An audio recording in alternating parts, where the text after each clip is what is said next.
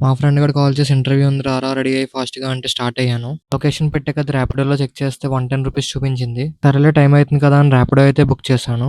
ర్యాపిడో అయితే వచ్చింది. ఎక్కి కొంత దూరం వెళ్ళిన తర్వాత టైర్ పంక్చర్ అయిందన్నాడు అన్న. సో, ఇంకేం చేయాలో తెలియక ఆటో అయితే ఎక్కాను. నియర్లీ మధురవాడ దగ్గరకి వచ్చిన తర్వాత శ్రీటెక్‌లో ఈరోజు కదా ఇంటర్వ్యూ. మేము రిటర్న్ బ్యాక్ వచ్చేస్తున్నాం అన్నారు. స్టేడియం దగ్గర దిగిపో మేము పిక్ చేసుకుంటాం అని అన్నారు. సరే కదా అని చెప్పి వాళ్ళ దగ్గరికెళ్ళిన తర్వాత వాళ్ళన్నారు ఎక్స్‌ట్రా రెజ్యూమ్ ప్రింట్స్ తీసుకొని ఐటీ సెజ్‌లో అయితే ట్రై చేద్దామని అన్నారు భయ్యా. కానీ టు బీ ఫ్రాంక్ చెప్పాలంటే హిల్ 1, హిల్ 2 2 తిరిగాము. కానీ ఒక్క జాబ్ అయితే లేదు.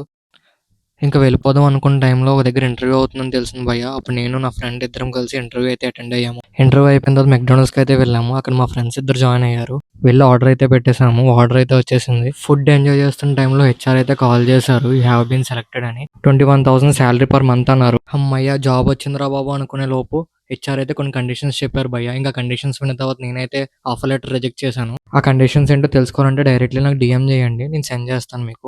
యూట్యూబ్‌లో ఫుల్ లెంగ్త్ వీడియో పెట్టాను. వెళ్లి చూడండి. నా బయోలో లింక్ ఉంటది.